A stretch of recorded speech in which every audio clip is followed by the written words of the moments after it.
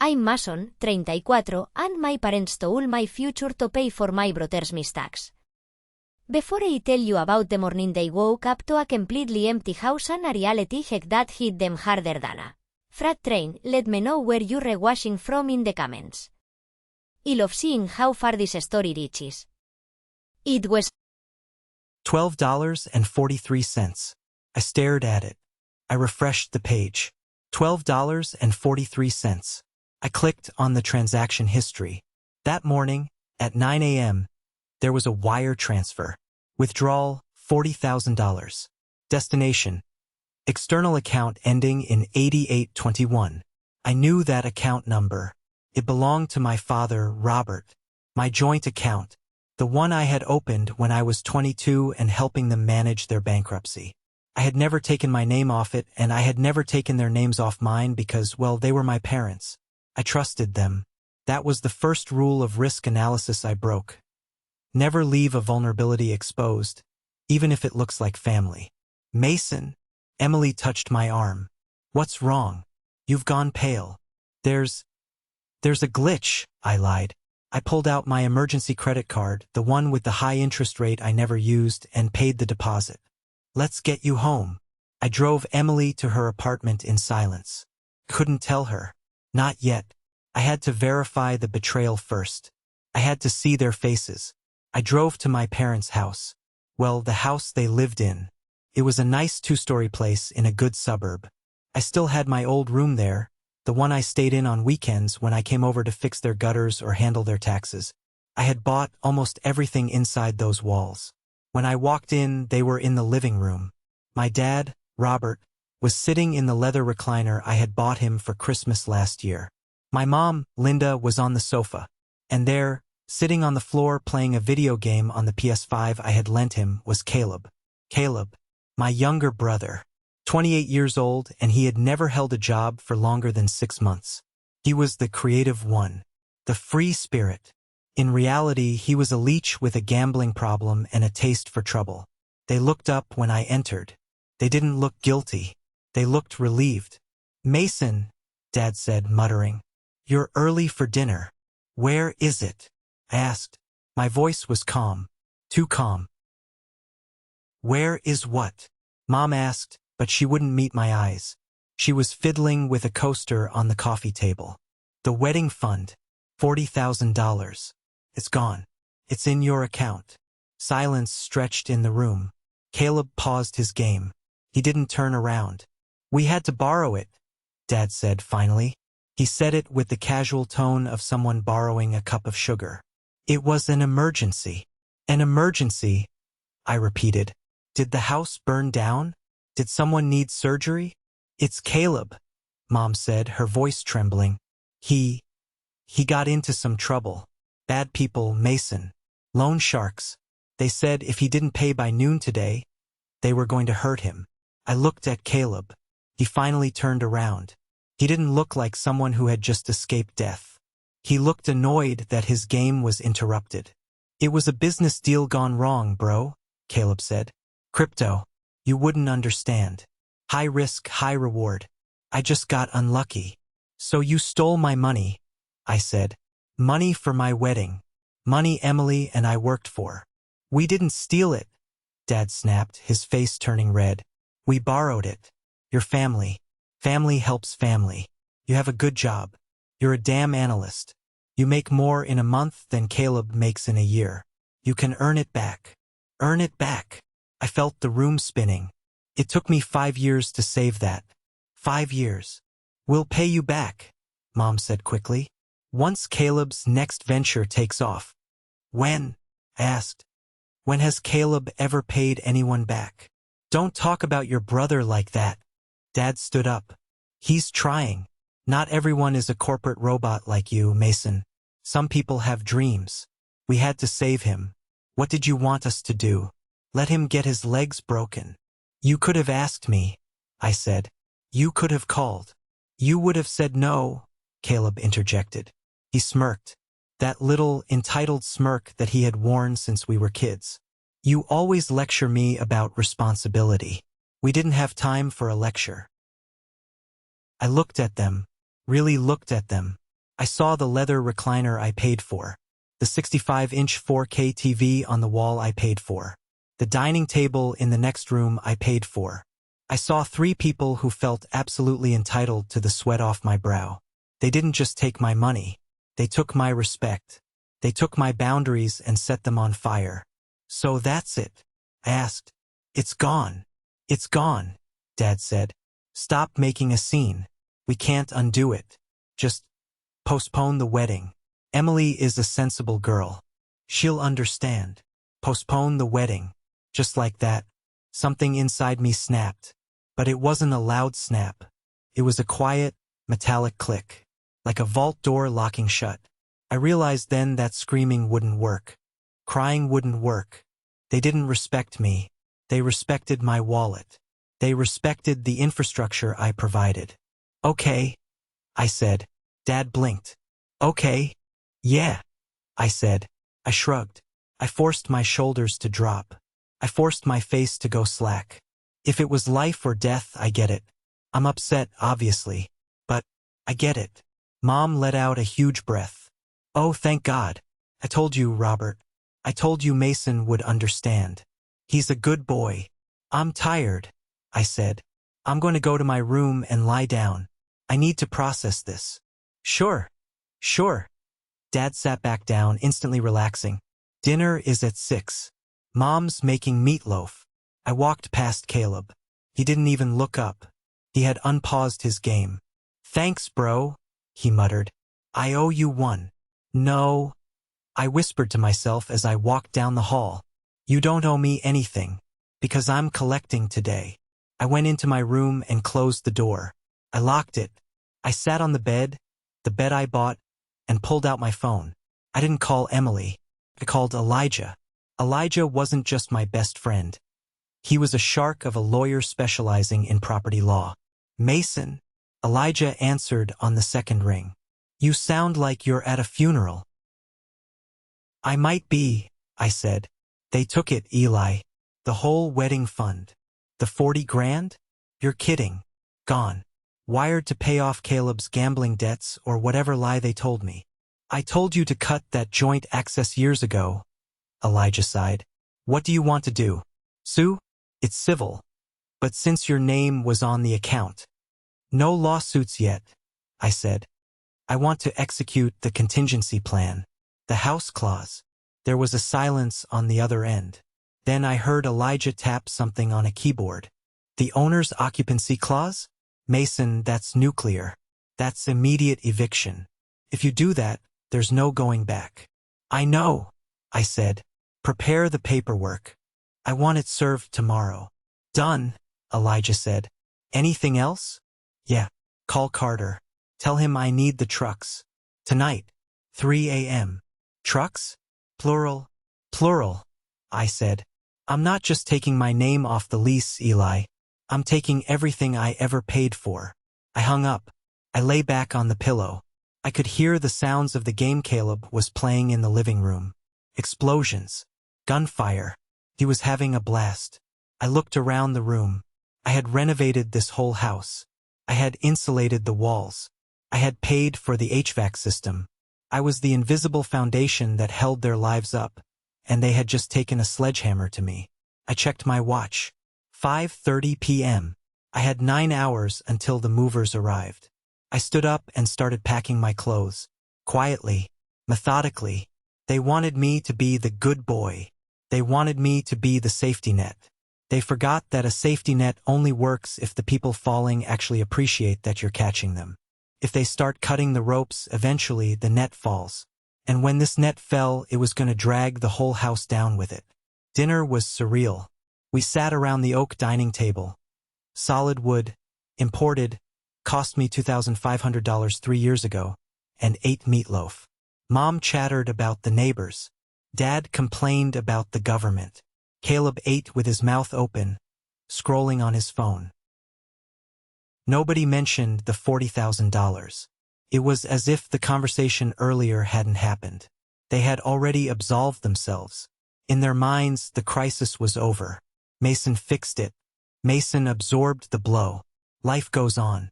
So, Dad said, wiping gravy off his chin. Since the wedding is delayed, maybe we can look at upgrading the patio this summer? The wood is rotting. I chewed my food slowly. Maybe, I said. And I need a new car, Caleb added. This old Civic is embarrassing. If I'm going to be a crypto influencer, I need to look the part. One thing at a time, sweetie. Mom cooed at him. Let your brother recover first. I almost choked on my water. They were already spending my future earnings. I was nothing more than a resource to them. A walking ATM with feelings they could toggle on and off. I'm feeling sick, I said, standing up. I'm going to bed early. Do the dishes first? Caleb asked. I looked at him. No. I walked away. That was the first no. Felt small, but it was heavy. I spent the night awake. At 2:45 a.m., my phone buzzed. It was Carter. We are at the staging area down the street. Lights off. Carter ran a logistics and moving company. He owed me a favor from when I helped him restructure his business loans. He was discreet, fast, and didn't ask questions. I crept out of my room. The house was silent. Dad's snoring rumbled from the master bedroom upstairs. Caleb was passed out on the sofa in the living room, drooling on a cushion. I unlocked the front door and flashed my phone light twice. 2 large black trucks rolled silently to the curb. The engines were cut immediately. 6 guys in dark uniforms hopped out. They wore soft-soled shoes. Quiet as mice, Carter whispered, appearing at the door. He was a giant of a man. What's the manifest? I handed him the clipboard I had prepared weeks ago, just in case. Anything with a green sticker on the back, or anything on this list. Start with the big stuff downstairs. The kid on the couch? Carter gestured to Caleb. Leave him, but take the couch. It was a masterclass in surgical removal. Carter's team lifted Caleb, still asleep, and gently placed him on the floor. Then, they silently carried the $3,000 Italian leather sofa out the door. Next went the TV. They unscrewed the mount from the wall. The wall looked naked and scarred without it. Then the dining table, the chairs, the artwork in the hallway, the rug. Kitchen, I whispered. We went into the kitchen. I pointed. The fridge is mine. The dishwasher is mine. The microwave. The coffee machine. The fridge. Carter raised an eyebrow. It's full of food. Empty the food into trash bags. Leave the bags. Take the fridge. They worked fast. Within 45 minutes, the ground floor was a shell. It echoed. It smelled different. Less like a home, more like an abandoned warehouse. Upstairs? Carter asked. Just my room, I said. And the hallway console. Leave their bedroom. I'm not a monster. They need a bed to sleep in, so they can wake up fresh for the shock. My room was cleared in 10 minutes. My desk, my computer, my clothes, my books. Everything that made me me. When the last box was loaded, I stood in the center of the living room. It was 4 a.m. Caleb was still snoring on the floor, curled up in a ball on the carpet. Using a throw pillow I had decided to leave behind as an act of mercy. I pulled out a notepad. I wrote a note. I didn't want it to be long. I didn't want it to be emotional. I wanted it to be a transaction record. Dear Mom and Dad, regarding the $40,000 withdrawal for Caleb's emergency, I have liquidated my personal assets within the residence to recover a portion of the loss. The market value of the furniture, appliances, and electronics I purchased over the last 5 years totals approximately $32,000. I am writing off the remaining $8,000 as a stupid tax for trusting you. Don't call me. Don't come to my office. We are even. Mason and I taped the note to the wall where the TV used to be. It was the only place they would definitely look. I walked out the front door. The cool night air hit my face. Felt like oxygen. Felt like freedom. I climbed into my car. Carter gave me a thumbs up from the truck cab. They pulled away. I didn't look back. I drove straight to Emily's apartment. She woke up when I keyed in. She sat up, terrified. Mason? What time is it? What happened? I sat on the edge of the bed. I felt the adrenaline crash. My hands started shaking. I left, I said. I left them, and I took everything. What do you mean? They stole the wedding fund, I finally confessed. 40 grand. Gone. Emily gasped, covering her mouth. Oh my God. Mason. But I got about 30 grand worth of stuff back, I said, a dry, humorless laugh escaping me. I emptied the house, They're going to wake up in an empty shell. Emily didn't scold me. She didn't tell me I was harsh. She hugged me. She held me while I shook. Good, she whispered fiercely. Good. We didn't sleep. We drank coffee and watched the sun come up. At 7:30 a.m., my phone started buzzing. Incoming call, Mom. I declined it. Incoming call, Dad. Declined. Incoming call, Caleb. Declined. Then the text started. Mom. Mason.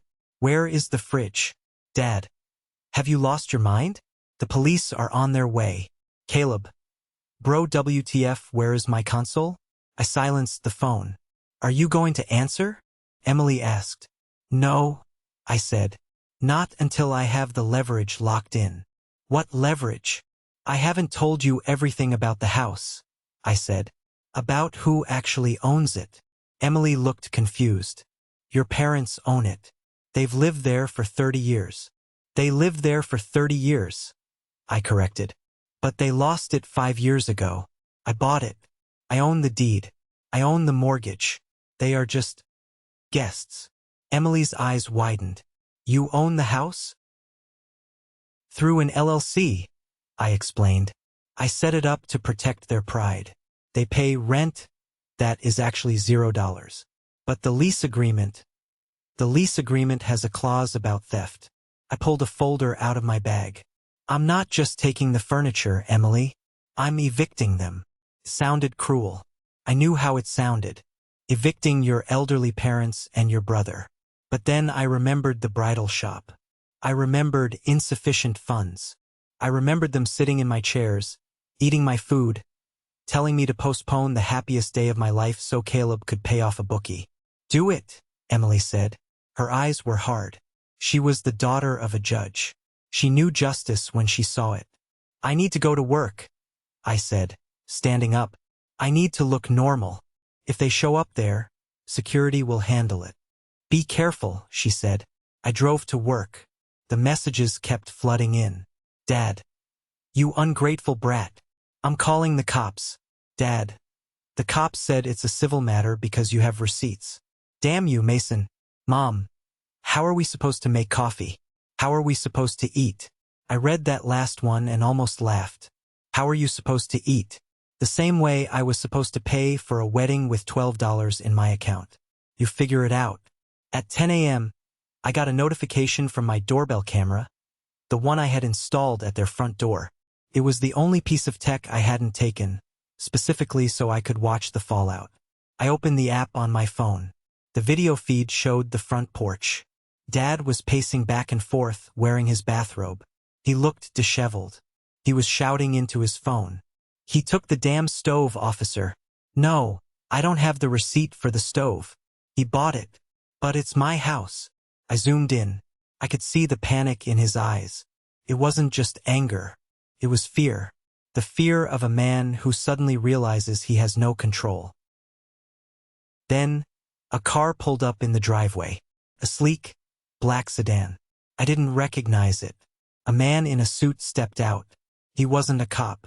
He looked like a collector. He walked up to Dad. Dad stopped shouting. He shrank back. Mr. Robert? The man asked. Yes. Dad's voice cracked. We need to talk about Caleb's outstanding balance. The $40,000 was a good start. But there's the matter of the interest. My blood ran cold. The $40,000 wasn't the whole debt. It was just the interest. I recorded the clip. This was evidence. This was proof that my parents weren't just victims of Caleb. They were active participants in a black hole of debt that was going to swallow everything. If I hadn't pulled my money, or my furniture, out, it would have all gone to this guy eventually anyway. I closed the app.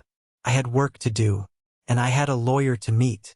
For the next 3 days I was a ghost. I stayed at Emily's.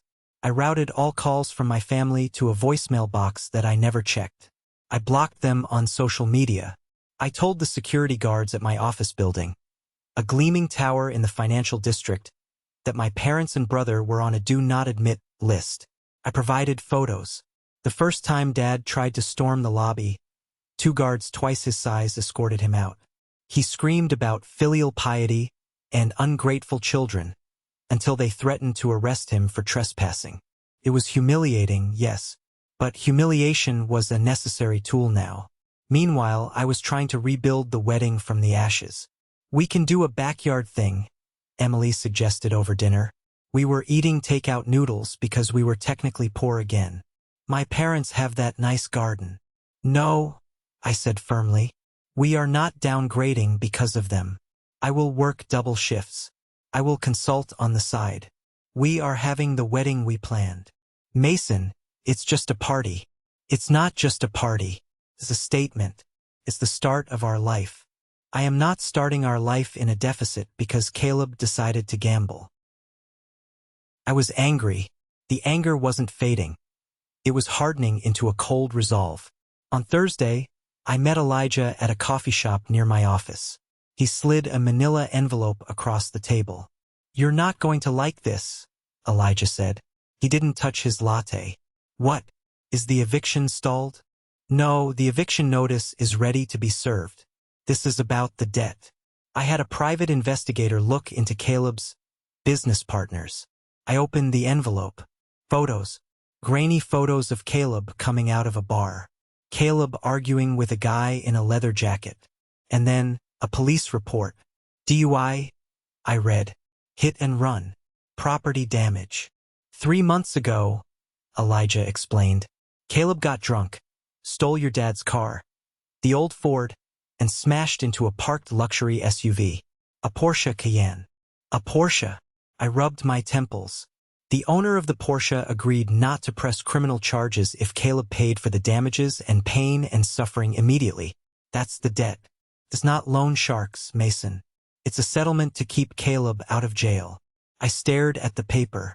So the scary story about broken legs, fabricated by your parents to get you to panic and agree to the money being gone. They played you. I felt a surge of nausea. They lied. They concocted a story about violent criminals to manipulate me into covering up Caleb's crime. They were protecting him from the consequences of his own actions, using my life savings. And the guy I saw on the doorbell cam, I asked, probably the lawyer or a representative for the Porsche owner collecting the installment. The 40 grand probably just covered the repairs. They likely still owe more for the hush money aspect.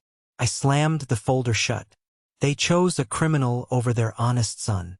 They chose the path of least resistance, Elijah said. You were the bank. Caleb was the baby. Now about the house. Serve it, I said. Mason, are you sure? The LLC owns it, yes. But they have squatters' rights arguments potentially. Could get ugly. Serve it, I repeated. But not yet. I want to serve it when it hurts the most.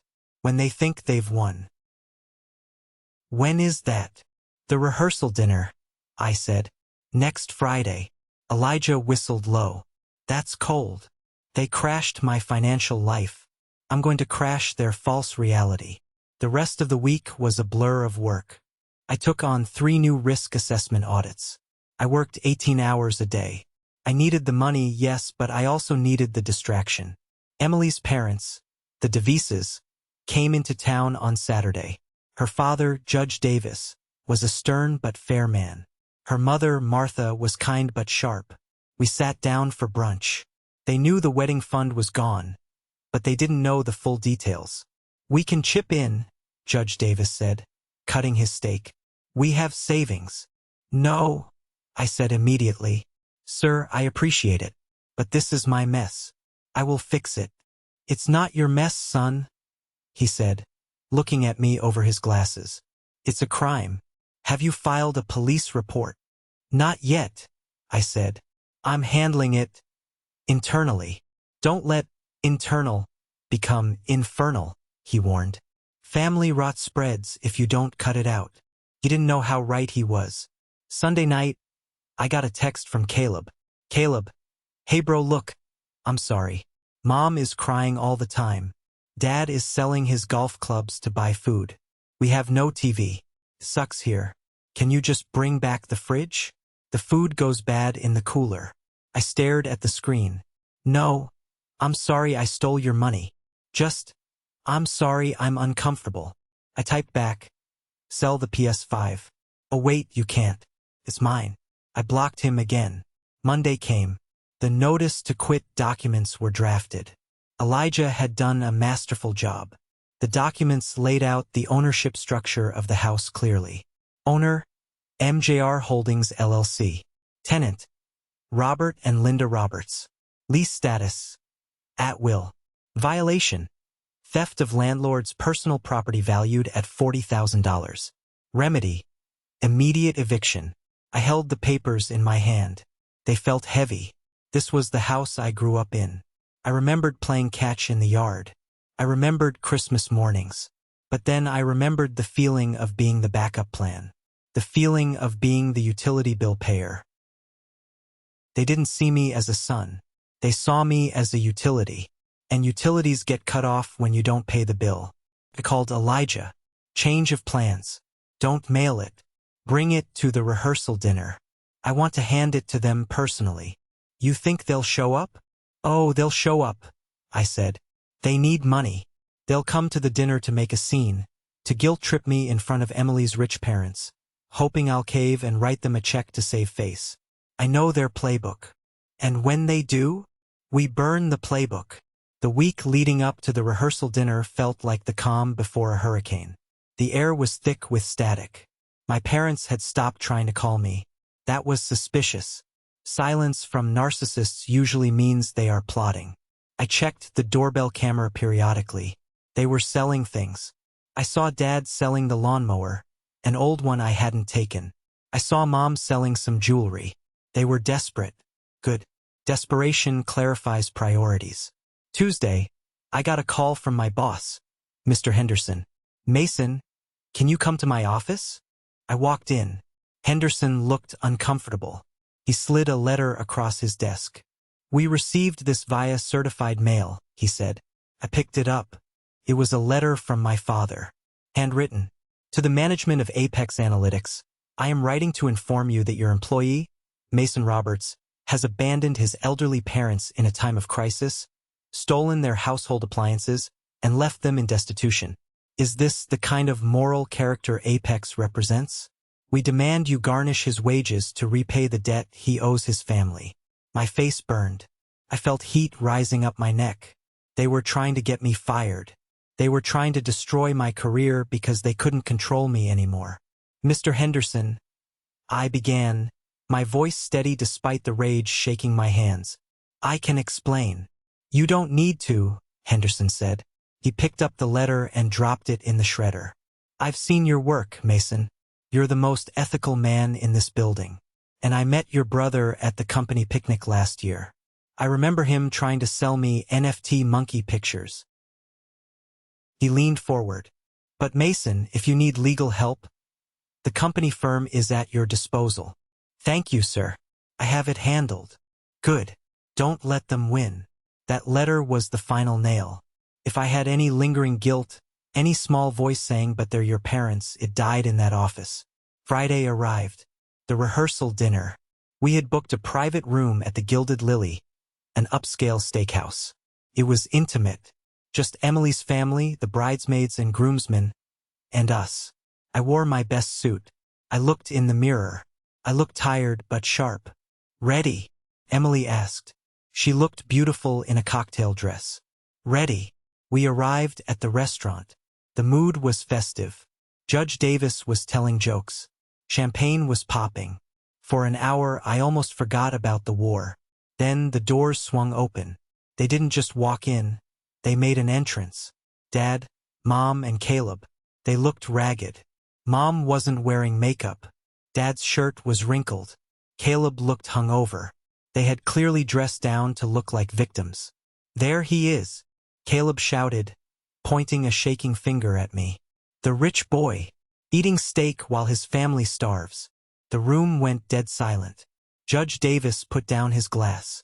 Mason, Dad boomed, using his patriarch voice. We need to talk. Now. We are having a private dinner, I said, not standing up. You weren't invited. Invited? Mom sobbed dramatically. We are your parents. You stole our refrigerator. You stole our furniture. You left us to die. I took back my property, I said calmly, after you stole $40,000. It was a loan, Dad yelled. He walked up to the table. I am your father.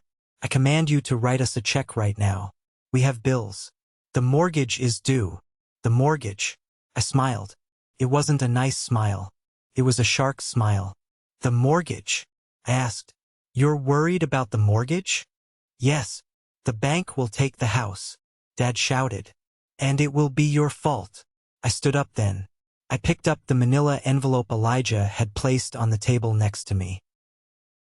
Actually, I said, projecting my voice so the whole room could hear, the bank won't take the house, because the bank doesn't own the mortgage. What? Dad frowned. I do, I said. I opened the envelope. I pulled out the deed. 5 years ago, when you filed for Chapter 11 bankruptcy, the bank foreclosed on you. Remember? Dad went pale. I fixed that. No, you didn't. I fixed it. I created MJR Holdings LLC. I bought the house from the bank for cash. I let you stay there. I told you I refinanced it for you, but I didn't refinance it in your name. I bought it. It's my house. It has been my house for 5 years. Gasps rippled through the room.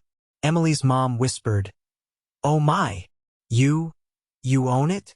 Mom stammered. Yes, and you are tenants. Tenants on a $0 lease.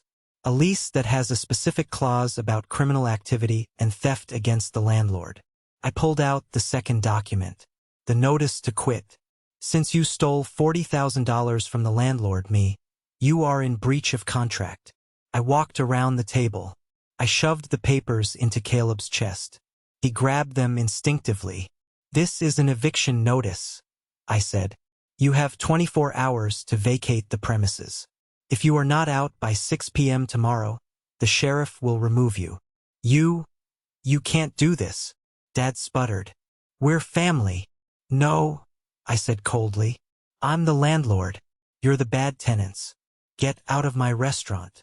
The silence following my declaration was absolute. You could hear the hum of the wine fridge in the corner. My father looked at the papers in Caleb's hand, then back at me. His face cycled through colors. Red, purple, then a ghostly white. The narrative he had built for 30 years, that he was the king of his castle, had just crumbled. He was a squatter in his son's empire. You're lying, Caleb spat. He threw the papers on the floor. He's bluffing. He just wants to humiliate us. Caleb lunged forward. He grabbed a wine bottle from the table. Give us the money, Mason. I know you have it. Judge Davis stood up. He was 60, but he moved with the authority of a man who sent people to prison for a living. Son, put the bottle down. Shut up, old man. Caleb swung the bottle. It didn't hit anyone, but it smashed against the edge of the table, spraying red wine over Emily's dress. Emily screamed. That was it. The last restraint inside me broke. I didn't punch him. I didn't tackle him. I reached into my pocket and pulled out a small remote control. Elijah, I said, run the tape. Elijah, sitting at the end of the table, connected his laptop to the restaurant's large presentation screen, usually used for corporate slideshows. The screen flickered to life. The image was crisp. HD. Night vision. It was the living room of my house 3 weeks ago. On screen, Mom, Dad, and Caleb were sitting around the kitchen table. Audio plays from the speakers. Dad. We can't tell him about the Porsche. He'll kill us. Caleb. Just take the money from the joint account. The wedding fund. It's sitting there. Mom. That's for his wedding, Caleb. Emily will be devastated. Caleb. Screw Emily. She's a stuck-up bitch anyway. Mason is a pushover. He won't do anything. He never does. Just tell him it was loan sharks. Make him feel like a hero saving his little brother. Dad, you're right. He's soft. We'll take the money. If he complains, we'll guilt him. Tell him family comes first. Caleb, exactly. He's our bank. That's all he is. The video ended. The screen went black. In the restaurant, nobody moved. The waitstaff had stopped serving. Emily was wiping wine off her dress, staring at the screen in horror. I looked at my parents. Mom had her hands over her mouth. Dad looked like he was having a stroke. Soft, I repeated. Pushover. A bank. I walked up to Caleb. He was trembling. The bottle fell from his hand and shattered on the floor. I'm not soft, Caleb, I said, my voice low and dangerous. I'm patient. There's a difference. Mason, please, Mom wept. We didn't mean it. We were desperate. Desperate people ask for help, I said. Thieves steal, and liars manipulate. I turned to Judge Davis. Sir, I apologize for the disruption. Is this sufficient evidence for a restraining order? More than sufficient, the judge said, his voice like granite. And for criminal theft charges. I'll make the call myself. No, Dad yelled. You can't arrest us. We raised you. And now I'm raising you, I said. I'm raising the standard. You are leaving. Now. Security guards from the restaurant finally arrived. They didn't need to use force. My former family, was broken. They shuffled out, heads down, surrounded by the whispers of the room. Caleb paused at the door. He looked back at me. There was no smirk this time, only fear. Where are we supposed to go? He asked. I don't know, I said. Why don't you ask the crypto market? When the doors closed, Emily grabbed my hand. Her hand was sticky with wine, but she squeezed hard. Are you okay? She asked. I took a deep breath. For the first time in a week, the knot in my chest loosened. Yeah, I said. I think I am. I think I'm finally free. But it wasn't over. The eviction was tomorrow, and I knew they wouldn't go quietly. The next morning, Saturday, was officially eviction day. The legal deadline was 6 p.m. I didn't go to the house alone. I brought backup. Elijah was there as my legal counsel. Carter brought 2 of his biggest guys, not to move furniture this time, but to ensure safety. And, at Judge Davis's suggestion, a sheriff's deputy was parked across the street. I pulled up to the curb at 5 p.m. The house looked sad. The lawn was overgrown. I used to mow it every Saturday. The blinds were drawn. I walked up the driveway. I had keys, obviously. It was my house. But I knocked. No answer. I unlocked the door and pushed it open. The smell hit me first. Stale air. Fear. Hello, I called out. Dad appeared in the hallway. He was wearing the same clothes as the night before. He looked 10 years older. You came, he said. I told you I would. You have 1 hour. We're not leaving, Mason, Dad said, trying to summon some bravado. This is my home. I built this family here. You lost this home, I said. And you broke this family here. I stepped inside. The living room was still empty from my raid earlier in the week, but now boxes were scattered everywhere. They had started packing, but then stopped. Mom came out of the kitchen. She looked frail. Mason, please. Where will we go? We have no money. You took the 40,000 back in furniture. I took 30,000 back, I corrected. You still owe me 10. Plus legal fees. We can't be homeless, she cried. You won't be homeless, I said. I know for a fact that Aunt Sarah in Ohio offered to take you in years ago. You just didn't want to leave the suburbs. Ohio, Dad spat. I'm not moving to Ohio. Then find a motel. You have 1 hour. I signaled to Carter. His guys stepped onto the porch. Who are they? Dad asked. Movers, I said. Whatever isn't in your car by 6 p.m. goes on the curb. It's gonna rain tonight, Dad. I suggest you pack faster. That broke them. The reality of the physical force, the sheriff across the street, the cold detachment in my eyes. They realized the emotional blackmail ammunition was gone. The gun was empty. They started scrambling. It was pathetic to watch. Mom throwing clothes into garbage bags. Dad trying to carry his golf clubs, the ones he tried to sell but couldn't. "Where is Caleb?" I asked. "In his room," Mom sniffled. "He won't come out." I walked up the stairs. I walked to the door that used to be mine, then became Caleb's when I moved out. I kicked the door open. Caleb was sitting on the floor. He was holding a lighter and a pile of papers. My old yearbooks. My certificates. "If I can't have the house," he muttered. "You can't have your memories." He flicked the lighter. I moved faster than I thought possible. I crossed the room and kicked the lighter out of his hand. It skittered across the floor. "Get up," I snarled. "Get out. You ruined my life." Caleb screamed. He stood up and swung at me. A clumsy, desperate haymaker. I dodged it easily. I grabbed his collar and slammed him against the wall. Not hard enough to injure, but hard enough to rattle his teeth. "You ruined your own life, Caleb. I just stopped paying for the damage." I dragged him into the hallway. "Go!" He stumbled down the stairs.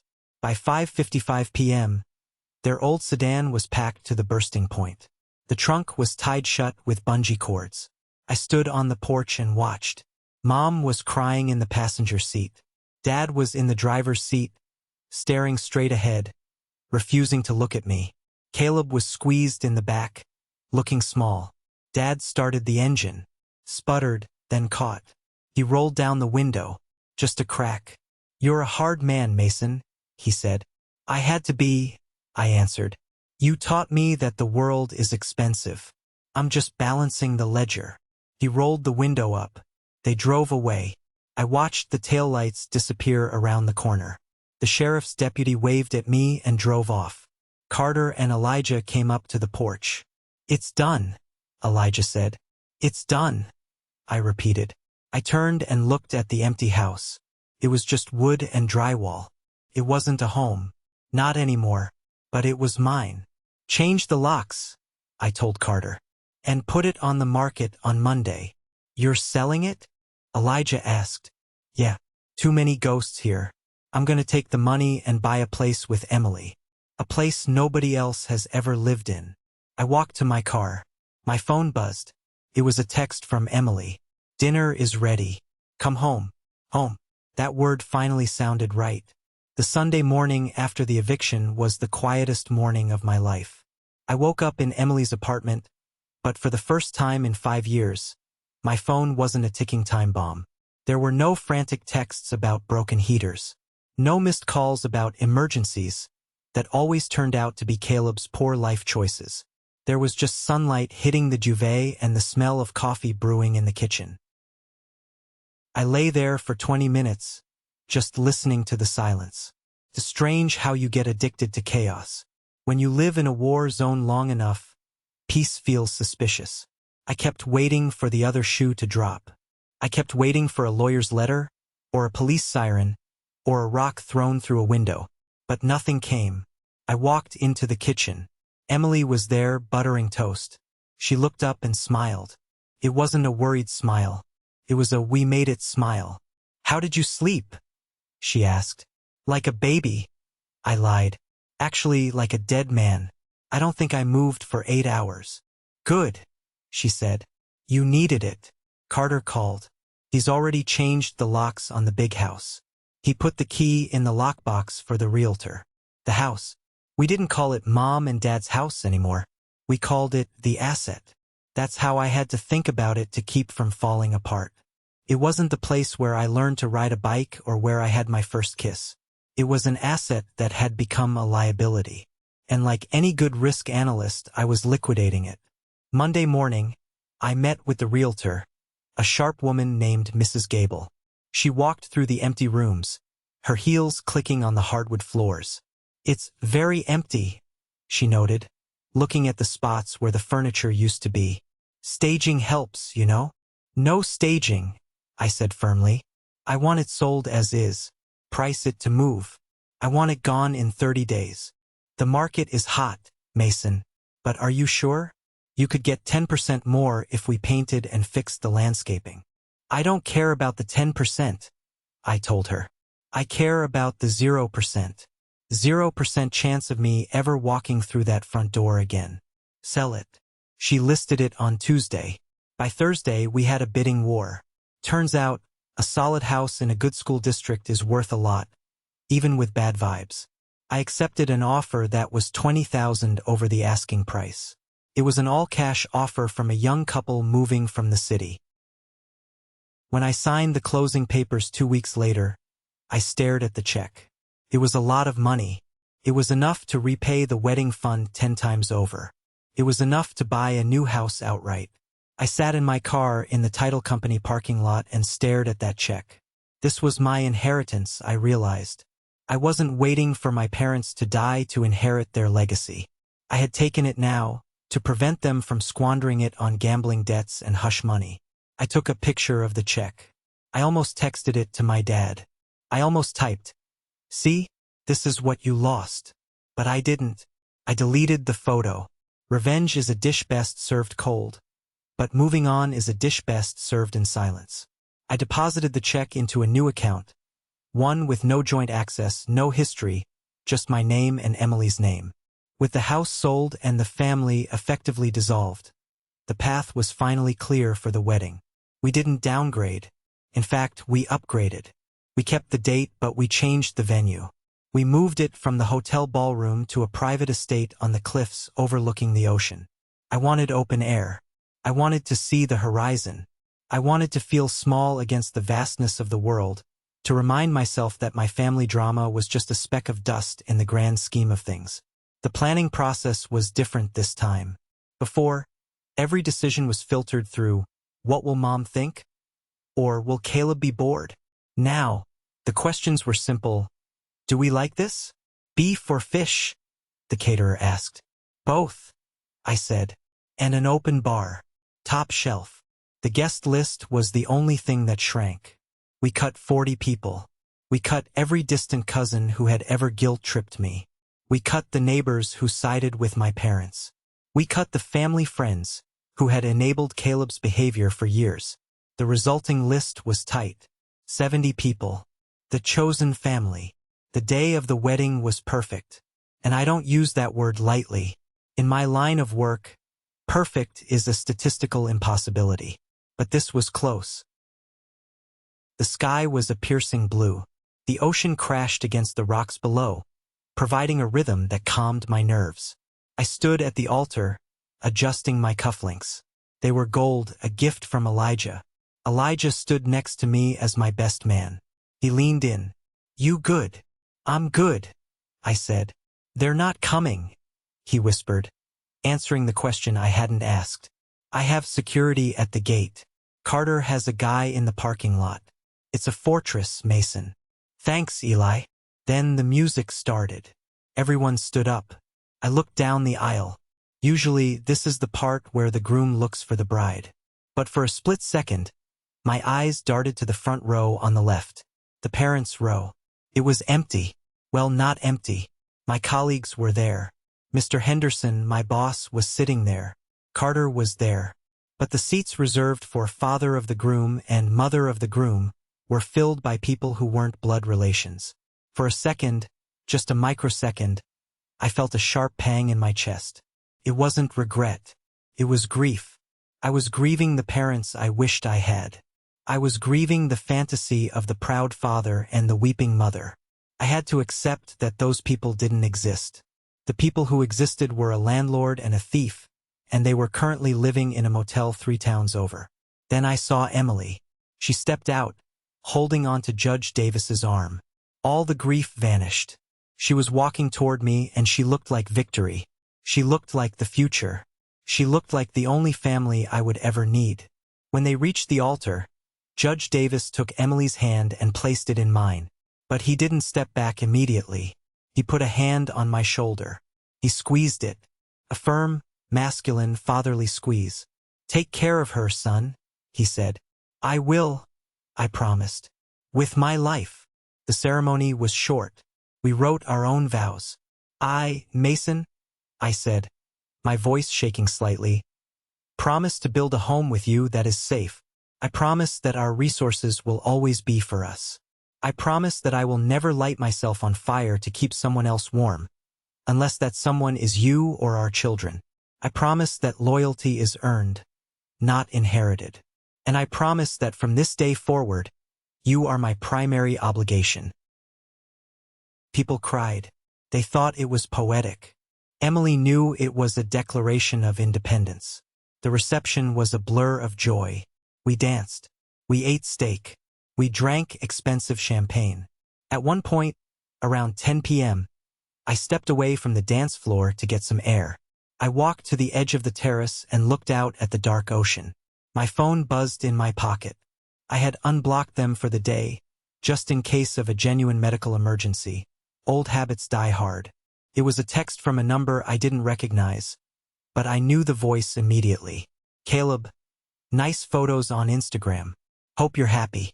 Dad's blood pressure is up again. Thanks for that." I stared at the screen. The audacity.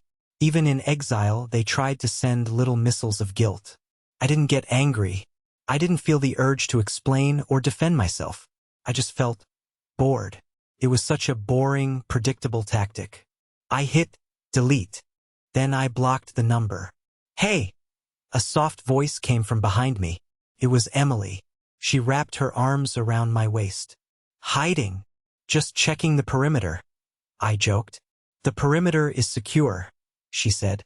"Come dance with your wife." My wife. We flew to Italy for the honeymoon. 2 weeks. No phones. No emails. We ate pasta, drank wine, and walked through ancient ruins. It was during a walk in Pompeii that the realization truly hit me. We were looking at the plaster casts of the victims, frozen in time, trapped by the ash. "They didn't know it was coming," Emily whispered. "One minute they were cooking dinner. The next minute, the mountain exploded." "My family knew," I said suddenly. "That's the difference. They saw the smoke for years. I warned them. I told them the eruption was coming if they didn't stop spending my money. They just didn't believe the volcano would actually blow." "And now you're out of the blast zone," she said. "When we came back to the States, we didn't go back to Emily's apartment. We went house hunting." With the money from the sale of the asset and our combined savings, our budget was substantial. But I didn't want a mansion. I didn't want a place to show off. I wanted a fortress of solitude. We found it in a quiet neighborhood about 30 minutes from my parents' old town. It was a mid-century modern house with big windows and a lot of trees. It needed work, but good work. It needed a new kitchen, new floors. "It needs a lot of love," the realtor said. "I have a lot of love to give," I said. "Now that I'm not wasting it." Buying that house felt different. When I bought my parents' house, I felt a heavy burden of duty. I felt like I was buying their approval. Buying this house felt like planting a flag. We signed the papers. We moved in. The first night in our new home, we sat on the floor of the empty living room eating pizza. "We need furniture," Emily said, looking around. "I know a guy," I laughed. "I hear he has a warehouse full of slightly used, high-end furniture that he repossessed from some bad tenants." We laughed. It was a dark joke, but we could laugh about it now. "Seriously though," I said, "let's buy new stuff. I don't want the old couch. It has Caleb's bad juju on it. Let's sell the repossession stash and start fresh." Agreed. Life settled into a rhythm. I worked. Emily worked. We cooked dinner. We had friends over. Normal, boring, beautiful life. But the most shocking change wasn't the house. It was my bank account. For years, I made a high salary, but I always felt broke. There was always a loan for Dad, a bailout for Caleb, a gift for Mom. Now, 3 months post-eviction, I checked my balance. It was growing, rapidly. Without the Caleb tax and the Robert subsidy, my wealth was compounding. I showed Emily the spreadsheet one night. "Look at this," I said, pointing to the curve. "We can retire 5 years early if we keep this up. We can start a college fund for kids we don't even have yet."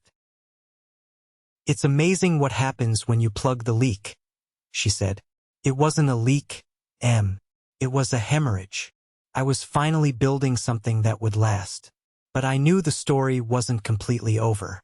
Physics says that for every action, there is a reaction. And biology says that a parasite, when detached from its host, gets desperate. I kept waiting for them to show up at my door. But they didn't. They couldn't. The restraining order was a powerful thing, and Judge Davis had made sure the local police knew exactly who Caleb was. Instead, silence. Until 6 months later. 6 months. That's how long it takes for a human life to completely reconfigure itself. In 6 months, the cells in your liver regenerate. In 6 months, you can train for a marathon. And in 6 months, you can turn a tragedy into a triumph. It was a Tuesday again. Always Tuesdays. I was at the grocery store, not the one near my old house, but one closer to my office. I was picking up ingredients for dinner. Emily was craving lasagna. I turned the corner into the produce aisle and I froze. There, standing by the entrance, wearing a gray uniform that was slightly too big for him, was my father. He wasn't shopping. He was working. He was standing guard near the carts, checking receipts as people left. He looked thinner. His hair was whiter. The arrogance that used to radiate off him like heat waves was gone. He looked tired. He looked like an old man trying to stand straight on bad knees. I pulled my cart back behind a display of apples. My heart hammered against my ribs. I watched him. I saw a customer, a young woman in a rush, shove a receipt at him without making eye contact. He took it, checked it, and mumbled, "Have a nice day."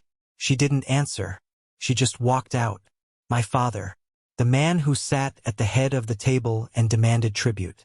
The man who told me I was lucky to be his son. The man who stole $40,000 from me without blinking. He was now checking receipts for minimum wage. I felt a wave of emotion wash over me. But it wasn't anger anymore. And it wasn't satisfaction either. I thought I would feel triumphant seeing him brought low. I thought I would want to walk up to him, flash my platinum card, and laugh. But I didn't. I just felt pity. Deep, profound pity. He had had everything. Paid-off house, a dutiful son, a comfortable retirement, and he threw it all away to protect the ego of a gambling addict. I watched him for another minute. I saw him rub his lower back. I saw him check his cheap watch. I could have walked up to him. I could have said hello. I could have handed him a $20 bill. But I didn't, because if I walked up to him, I would open the door again. If I showed him an inch of sympathy, he would take a mile of my peace. He would see me not as a son, but as a lifeline. He would ask for rent money. He would tell me Caleb is really trying this time. I turned my cart around. I walked to the other end of the store and used the self-checkout. I left through the side exit so he wouldn't see me. I drove home in silence. When I walked in, Emily was on the sofa holding a piece of paper. She looked pale. "What's wrong?" I asked, dropping the bags. "Is it your parents?" "No," she said. She held up the paper. It wasn't a letter. It was a medical result. "I went to the doctor today," she said. "Mason, we're having a baby." The world stopped spinning. The image of my father in the grocery store vanished, replaced by the image of a tiny, unseen life in the room with us. I dropped to my knees in front of her. "Are you serious?" "Yes, 8 weeks." I buried my face in her lap. I cried. I'm not ashamed to admit it. I cried because I was happy, yes, but I also cried because I was terrified. "I don't know how to be a father," I whispered. "Look at my role model. Look at what I come from." Emily ran her fingers through my hair. "You know exactly how to be a father, Mason. You just look at what Robert did, and you do the exact opposite." We sat there for a long time, and in that quiet moment, I made a vow to this unborn child. I will never treat you like a bank account. I will never make you pay for my mistakes. I will never sacrifice you to save myself. A week later, a letter arrived at my office. It had no return address, but I recognized the handwriting. It was shaky, jagged. I sat at my desk and stared at it for an hour before opening it. It was from Dad. "Mason, I know you probably won't read this. I know you blocked our numbers. I'm writing this on my break at work. Yes, I'm working. At the supermart. We are living in a small apartment on 4th Street. It has roaches, but it's a roof. Your mother is cleaning houses part-time. It's hard on her arthritis, but we have to eat. Caleb is gone. He took the car and left 2 months ago. He said he was going to Vegas to win it all back. We haven't heard from him since. The police came looking for him about the Porsche thing, but he was already gone. We don't know if he's dead or alive. I'm not writing to ask for money. I know that well is dry.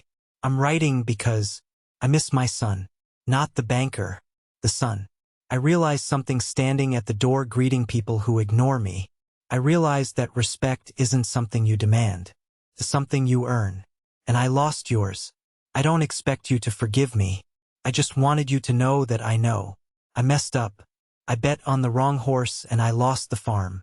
Take care of Emily. I hope you have a better life than the one I gave you. Dad, I read the letter twice. I bet on the wrong horse. Even in his apology, he saw us as horses in a race. Caleb was the high-risk, high-reward bet. I was the workhorse. He bet the farm on Caleb, and Caleb ran off to Vegas. I folded the letter.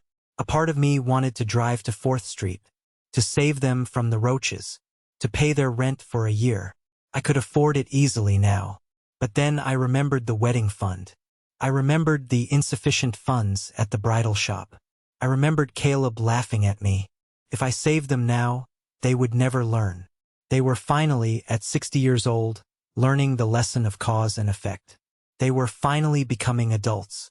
To intervene now would be to rob them of that growth. I opened my desk drawer. I had a file labeled Past. I dropped the letter in there. I didn't reply. I went home to my pregnant wife. We cooked lasagna. We talked about baby names. If it's a boy, Emily said. What do you think about Ethan? I like it, I said. Strong. Steady. Not Robert? She asked gently. No, I said. Definitely not Robert. Life went on. The baby grew. My bank account grew. My happiness grew. I heard through the grapevine, Aunt Sarah again, that Caleb had been arrested in Nevada for check fraud. He was looking at 3 to 5 years. Dad and Mom couldn't afford a lawyer, so he was using a public defender. He was going to prison. It was a tragedy, a waste of a life. But it wasn't my tragedy. I had built a wall. Not a wall of stone, but a wall of boundaries. On one side was chaos, entitlement, and destruction. On my side was peace, responsibility, and love. I stood in the nursery we had just finished painting. It was a soft yellow. The crib was assembled. I did it myself, no movers this time. I put my hand on the railing of the crib. You're safe here, I whispered to the empty room. You're safe. And I realized, finally, that the eviction wasn't just about kicking them out of a house. It was about evicting the guilt from my soul. It was about evicting the idea that I existed to serve them. I had taken my office back. I had taken my money back. But most importantly, I had taken my life back. So that's my story. It's heavy, I know. But if you're still here listening, it means you understand something fundamental about family and finance. Here is the hard truth I learned. And it's the lesson I want to leave you with. No is a complete sentence, and financial abuse is still abuse, even if it comes from your parents. Many of us are raised with the idea that we owe our parents everything. We are taught that family helps family no matter what. But there is a line between helping and enabling. Helping is pulling someone up when they fall. Enabling is lying down so they can walk all over you to avoid the mud. My parents didn't need my money to survive. They needed it to avoid the consequences of their bad parenting. By cutting them off, I didn't destroy them. I actually gave them the only chance they ever had to become responsible adults. It was painful, yes, but it was necessary. You cannot set yourself on fire to keep others warm. You have to secure your own oxygen mask first. If you are in a situation where you are being drained, financially or emotionally, by family, remember my empty house. Sometimes you have to clear everything out to see what's actually real. I want to hear from you now. Have you ever had to draw a hard line with a family member over money? Was it the hardest thing you ever did? Or maybe you just agree that boundaries are essential. Leave a comment below with your story, or just type good if you agree that Mason made the right call. Your comments help more people find the story, and maybe, just maybe, give someone else the courage to serve their own eviction notice to a toxic situation. Thanks for listening. Take care of yourselves and protect your peace.